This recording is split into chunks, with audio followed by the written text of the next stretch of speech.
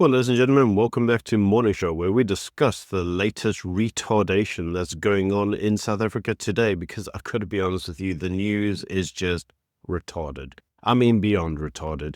Anyway, before we get into the main news stories of today, can I yet again remind you, if you haven't already, please subscribe to the channel. It really does help, so do subscribe, hit the bell icon, and join the channel. Anyway, let's get into the main news stories. And the first news story is around the Russian cargo plane, which was operated by Abakan Air, which was blacklisted in June 2024 for transporting military equipment. Now, the actual plane landed heavily loaded in Uppington at the weekend, refueled, and then departed empty. Now, the Department of Transport initially couldn't be contacted for their comments on this, but they have now confirmed that it was carrying civilian helicopters, acrobatic aircraft, and general cargo, but did not flag it as being sanctioned. So according to them, it just routinely dropped off routine stuff, and they didn't know anything about the sanctioning. Now, that airline had actually applied for and received a foreign operator's permit on the 23rd of September 2025, just days before landing. So it was a newly applied for and approved aircraft. I say newly because obviously everybody knew who it was, because the aircraft itself had been, blacklisted globally. Now, the US Treasury has previously sanctioned this specific aircraft for supporting Russia's defense sector. That's why it's blacklisted. Now, the aircraft's last known location before coming to South Africa was Iran, after which it flew to South Africa. So the suggestions are that it flew from Russia to Iran to South Africa, and that this itself, this route, was the supply corridor. So you have to ask the question as to, well, why are you interacting with these countries? All of these are countries that, Trump at the moment isn't exactly very friendly towards. Now, the South African government claims ignorance because, as per usual, they're shocked. Shocked. They didn't know what was going on. I mean, they never do. In any case, they said they had no knowledge or receipt of any information from any other government that this operator had been blacklisted. You see, because this is the ANC's way. You just feign ignorance, you say you never knew anything about it, and, I didn't know anything about it. Now, many analysts are saying that this is going to trigger Donald Trump's fury. Many of them are reviving the comparisons to the 2022 Lady R shipment controversy that jeopardized the renewal of AGOA, which expired, in September last month. Now, all this at the time when South Africa is currently getting the 30% Donald Trump punitive tariff. So Washington's growing suspicion on South Africa's alignment with Russia, China, and Iran are all contentious issues, which means that the Trump administration is struggling to deal with South Africa. So why you would go and anger the Trump administration and work against Pretoria's negotiations with them, giving them more ammunition to beat South Africa down with, I really don't know, but it shows that South Africa really is doubling down on its BRICS loyalty, even if it risks its largest trade relationship. Now, many individuals are saying your trade with BRICS nations is small, apart from China, and your trade with the US is huge, so why are you doing this? And I really don't have an answer to that.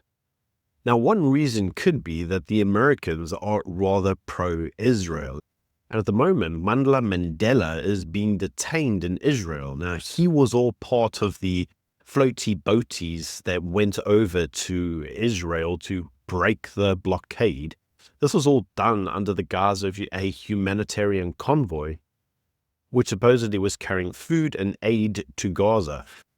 But the actual boats themselves were intercepted in international waters. Now, over 400 activists were arrested, with 6 South Africans being involved. Now, Mandela's wife, and I can't believe I'm even saying this, but she has described the ordeal as sheer hell. Now, their children are saying, will they kill daddy? I mean, are these people retarded? It's Israel, not North Korea.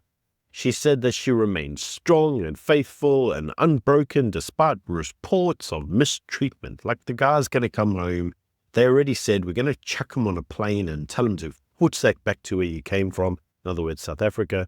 And why these individuals are all talking as if somehow they're all going to get bombed, I really don't know, but this shows you the mentality.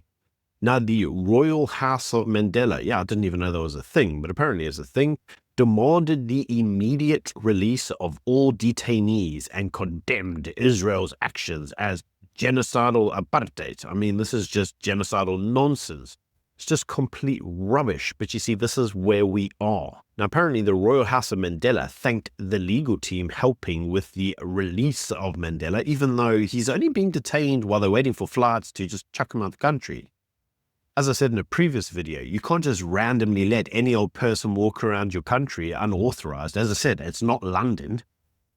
But in any case, the Royal House of Mandela quoted Nelson Mandela saying, "Our freedom is incomplete without the freedom of the Palestinian people." Yeah, this is so tiresome. It's so tiresome. Now, reports allege that Sweden's activist Greta Thunberg was tortured during the same detention episode. So what did they do? Like give her non-gluten-based bread, and now all of a sudden she's having to eat challah? And she's like, "I'm not eating challah. I mean, there's gluten in it and stuff. I mean, this is torture. It is bloody apartheid state." Now, the Royal House of Mandela urged the UN and the ICJ to act against Israel's blockade and detentions and sanction them for like stopping the boats going through to Gaza. I mean, this whole thing is just retarded. Why do we have to have political leaders that are so retarded? Now, this whole episode has energized South Africa's pro-Palestinian lobby, with many of them going, "Oh, look, it shows you the apartheid states of Israel." I mean, it's just so tiresome. But critics are warning that it further damages the diplomatic relationships between Israel and its Western allies, specifically the US. And at this point in time, it's hard to say, well, that this isn't by design, because I don't know how else you describe this. Now, moving then swiftly onwards, and this is the news. Cyril Ramaphosa says that he vows to act against corruption. I've heard this so many times now. I'm bored of it. We've all heard about it. Cyril's always going to tackle the corruption. He never bloody does. And this all comes after the SIU report showed just how badly the ANC had looted Tembisa Hospital to 2 billion rand. Now, at a special NEC meeting, Cyril Ramaphosa said that the reports themselves prove the government's seriousness about tackling corruption. To that, I would say, hogwash. Why is he saying this? He says that corruption corrodes competitiveness. These guys aren't interested in competitiveness. They're only interested in having a monopoly on everything via the ambits of the state. Communist way. He says we insist on consequence management, lifestyle audits, and integrity enforcement. We've heard this all before, Cyril. Like, we've heard it more times than I've had cooked breakfast. Like, my guy, you're just talking nonsense that we don't care what you have to say. Now, Ramaphosa pledged that the SIU findings will be acted on. Yeah, I've heard that before too, especially the Tembisa Hospital scandal.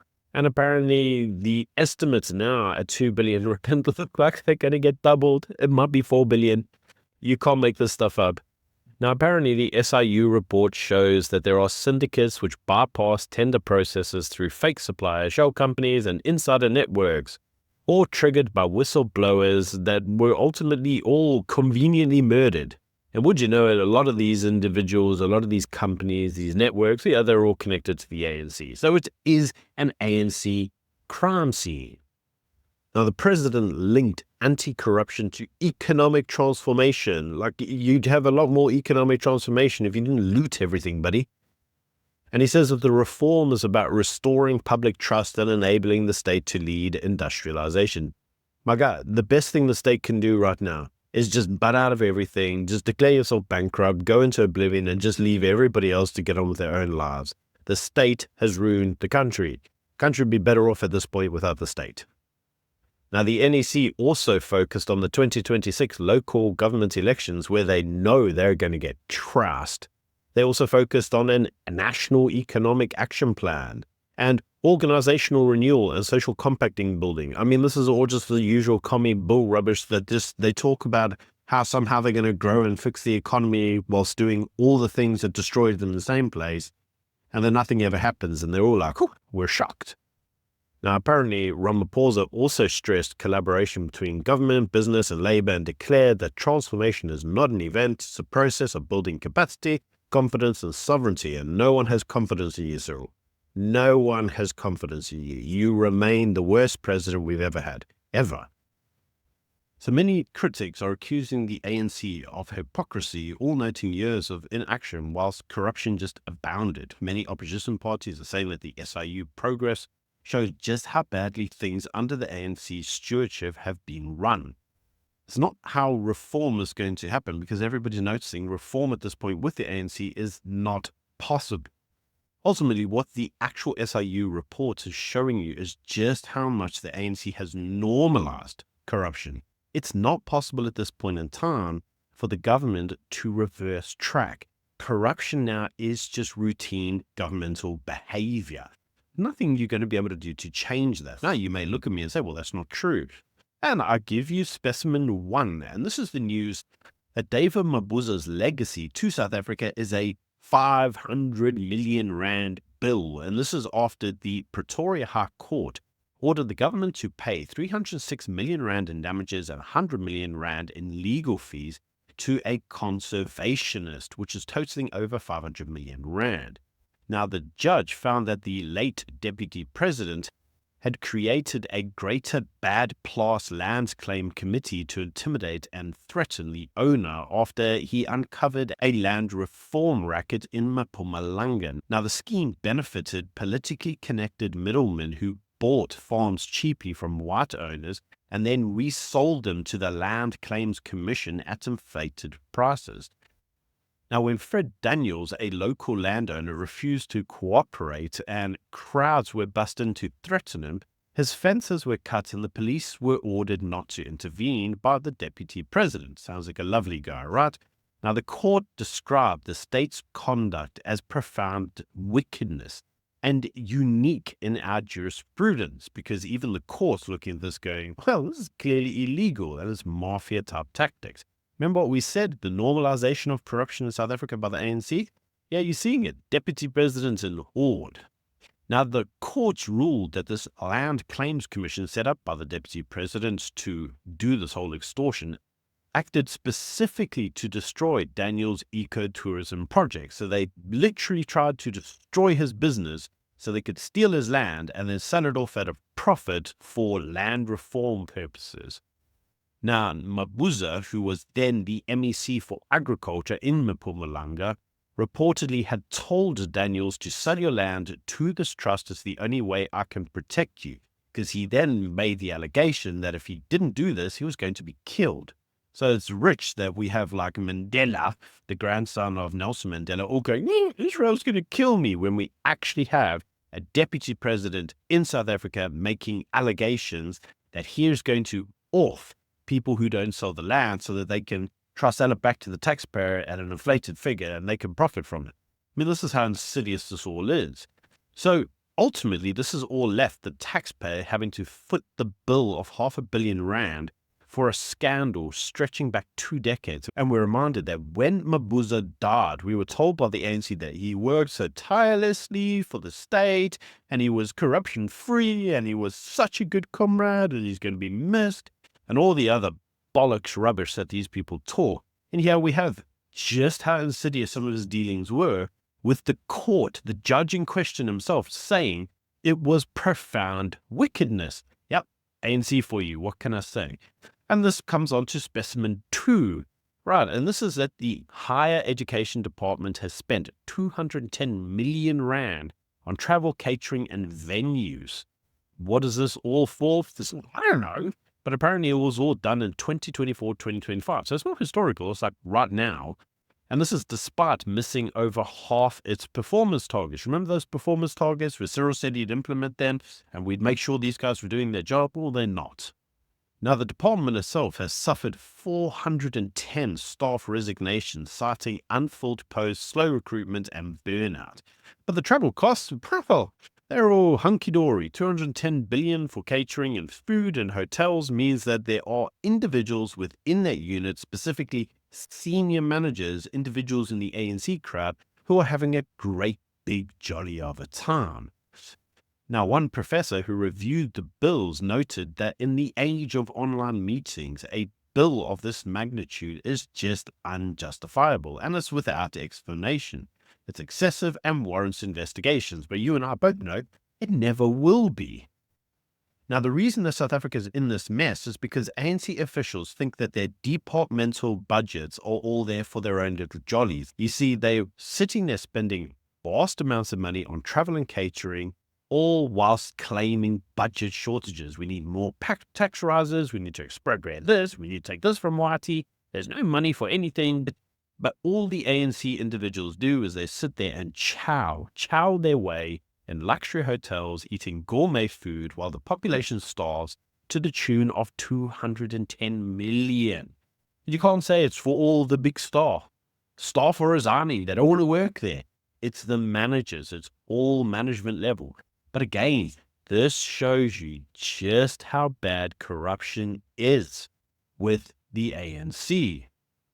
So ultimately, ladies and gentlemen, this is what we have. We have a nation at odds with itself. We've got South Africa simultaneously courting Russia and Iran whilst negotiating with the US for AGOA, all risking potential trade offsets. We've got human rights contradictions with Mandela saying that his detention by Israel is just like a apartheid state and he's now like a hostage. He got his missus sitting at home going, oh, he's going to die. All whilst the Israeli embassy writes to them saying, what the hell are you people smoking? We've told you we're going to evict all these illegal people who are in our countries tomorrow via Jordan, like they're not there as prisoners. It's not North Korea where they just torture everybody for the hell of it. And it's certainly not the UK where you could just rock up on a boat and do whatever you want. See, boat migrants just rock up and get a council house.